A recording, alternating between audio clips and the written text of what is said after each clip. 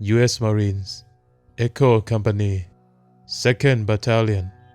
1st Marine Regiment 1st Marine Division นาวิกโยธินสหรัฐกองร้อยเอ็กโค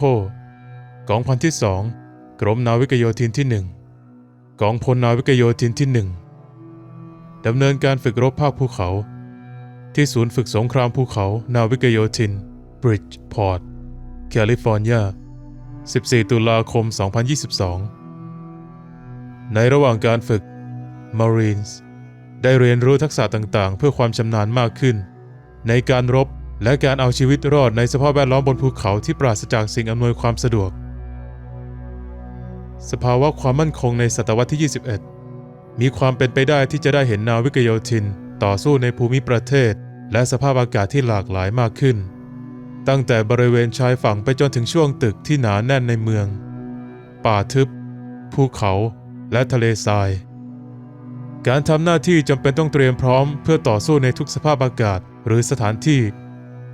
เมื่อคำนึงถึงความเป็นจริงนี้การปฏิบัติการในพื้นที่ภูเขาและสภาพอากาศหนาวเย็น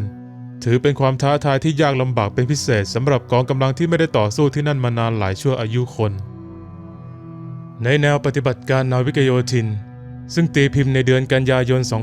2016 ผู้บัญชาการพลเอกโรเบิร์ต เบลค เนลเลอร์กล่าวว่าอาชีพการใช้อาวุธเป็นสิ่งที่ไม่อาจให้อภัยได้ความผิดพลาดได้รับการชดใช้ด้วยเลือดและการไร้ความสามารถนั้นนำไปสู่ความพ่ายแพ้อย่างหายนะได้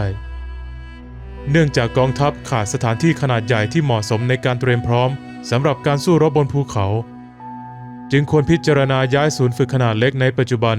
เพื่อจุดประสงค์นี้ไปยังสถานที่ที่สามารถรับรองการฝึกซ้อมระดับ Marine Expeditionary Brigade กองพลน้อยนาวิกโยธินพ้นทะเลเป็นปฏิบัติการนอกประเทศและ阿拉斯กาก็เป็นสถานที่ดังกล่าวสภาวะความมั่นคงในศตวรรษที่ 21 มีความเป็นไปได้ที่จะได้เห็นนาวิกโยธินต่อสู้ในภูมิประเทศและสภาพอากาศที่หลากหลายมากขึ้นภัยคุกคามในปัจจุบันเกี่ยวกับปฏิบัติการในภูมิประเทศที่เป็นภูเขาและสภาพอากาศหนาวเย็นเกาหลีเหนือก็ถูกนึกถึงขึ้นมาทันทีแม้ว่าภัยคุกคามนี้เกิดขึ้นนับตั้งแต่การลงนามสงบศึกในปี 1953 แต่ความก้าวหน้าของประเทศในโครงการขีปนาวุธนิวเคลียร์และขีปนาวุธพิสัยไกลทำให้ความขัดแย้งบนคาบสมุทรมีความเป็นไปได้มากขึ้นนอกจากนี้รัสเซียยังกลับมาเป็นคู่แข่งมหาอำนาจอีกครั้งและความขัดแย้งใดๆกับรัสเซียอาจเกี่ยวข้องกับปฏิบัติการในสภาพอากาศหนาวเย็นตั้งแต่จอร์เจียยูเครนไปจนถึงซีเรียกองทัพรัสเซียได้แสดงให้เห็นว่านั่นยังคงเป็นภัยคุกคามต่อสหรัฐอเมริกาและผลประโยชน์ทั่วโลกนอกจากนี้ภัยคุกคามนี้ยังรวมถึงความสนใจของรัสเซียที่เพิ่มขึ้นในแถบอาร์กติกอีกด้วยในปี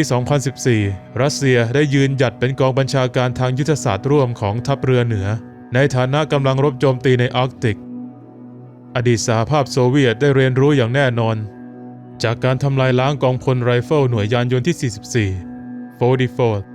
Motorized Rifle Division ของ Red Army ในปี 1940 อย่างแน่นอนสหรัฐตอบโต้ต่อภัยคุกคามของรัสเซียเมื่อเร็วๆนี้ด้วยการซ้อมรบใหม่ของเนโตในภูมิภาคอาร์กติก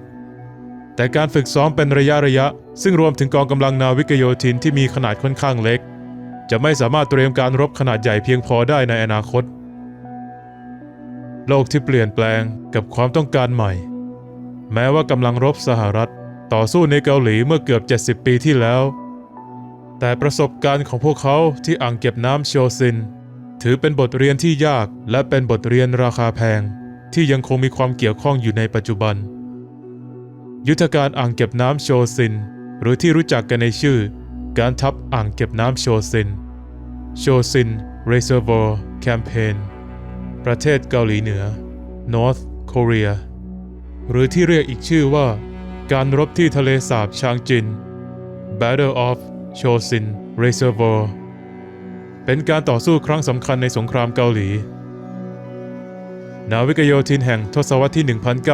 1950 เผชิญหน้ากับกองทัพไชนีส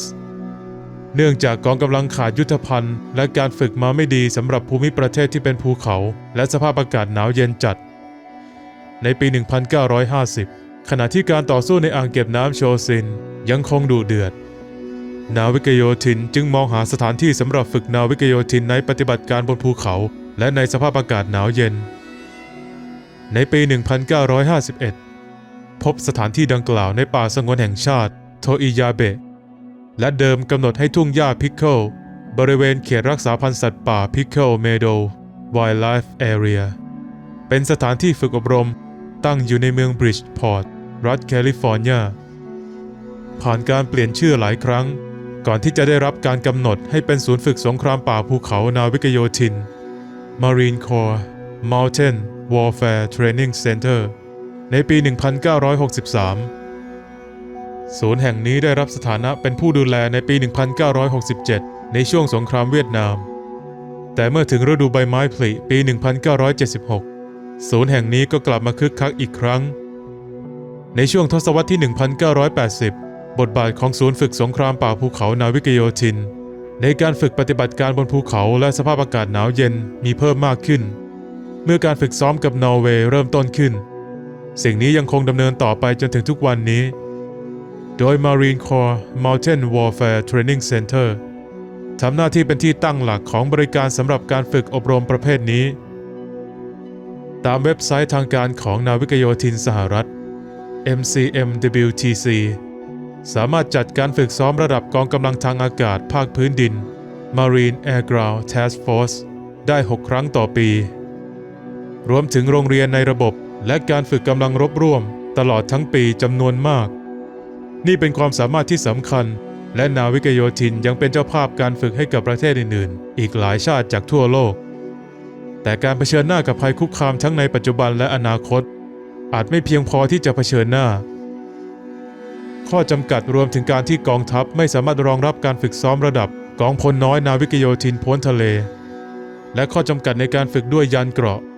และการรบผสมเหล่าดำเนินการยิงกระสุนจริงหน่วยงานดังกล่าวได้พยายามเสริมการฝึกใน MCMWTC โดยการส่งนาวิกโยธินไปยังหน่วยบริการอื่นๆเช่นค่ายอีธัน อัลเลนในเมืองเจริโครัฐเฟอร์มอนต์หรือฟอร์ตแมคคอยในรัฐวิสคอนซินสถานที่เหล่านี้ไม่ได้บรรเทาข้อจำกัดอย่างเต็มที่ดังนั้นจึงปฏิเสธการฝึกอบรมคุณภาพขนาดใหญ่ที่นาวิกโยธินต้องมี MCMWTC ทำหน้าที่รับใช้กองทัพอย่างดีมานานกว่า 6 ทศวรรษแต่ปัจจุบันกลับไม่เหมาะอีกต่อไปนาวิกโยธินต้องการความสามารถในการฝึกอบรมทั้งหมดของบริการในเครือจากการติดตั้งของตนเองมีเพียงแห่งเดียวที่เหมาะกับความต้องการของกองทัพนั่นคือ阿拉斯กาพื้นที่อันกว้างใหญ่ของ阿拉斯กามีขนาดใหญ่กว่าเท็กซัสมากกว่า2 เท่าอาณาเขตภูเขาสามารถรองรับสำหรับสถานที่ฝึกอบรมแห่งใหม่ได้อย่างแน่นอนพื้นที่ฝึกที่ศูนย์การรบทางอากาศภาคพื้นดินนาวิกโยธิน29 Palms แคลิฟอร์เนียมีพื้นที่ประมาณ 1,000 ตารางไมล์หากมีการจัดเตรียมพื้นที่ขนาดใหญ่เป็น2 เท่าใน阿拉斯กาพื้นที่นั้นจะคิดเป็นเพียง1 ใน 3ของ100% ของพื้นที่ทั้งหมดในรัฐนั้น MCMWTC โฉมใหม่ควรจำลองการฝึกและขีดความสามารถตาม29 Palms หน่วยงานที่คล้ายกับกลุ่มควบคุมการฝึกยุทธวิธีสามารถดูแลและประเมินผลการฝึกได้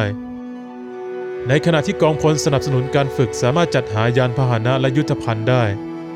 ข้อตกลงดังกล่าวจะส่งผลให้ MCMWTC แบบใหม่กลายเป็น29 Palms ของการฝึกบนภูเขาและในสภาพอากาศหนาวเย็นโดยที่นาวิกโยธินจะสามารถดำเนินการฝึกซ้อมการรบผสมเหล่าระดับปฏิบัติการพ้นทะเลได้ผลประโยชน์ที่มีราคาแพงการปิดระบบ MCMWTC ในปัจจุบันโดยเคลื่อนย้ายไปทางเหนือมากกว่า 3,000 ไมล์และการขยายขีดความสามารถจะต้องใช้เงินหลายร้อยล้านดอลลาร์ในช่วงเวลาแห่งงบประมาณของกระทรวงกลาโหมและนาวิกโยธินที่จำกัดคำแนะนำนี้อาจถูกย่อเย้ยได้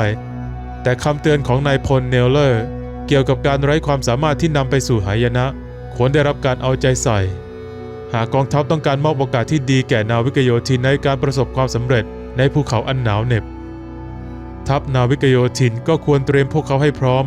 ก่อนหน้ายุทธการอ่างเก็บน้ำโชซินแห่งอื่นไม่ใช่หลังจากนั้น U.S. Marine Corps Video by Corporal Skyler Harris เรียบเรียงและแปลโดยวนาลีฮันเตอร์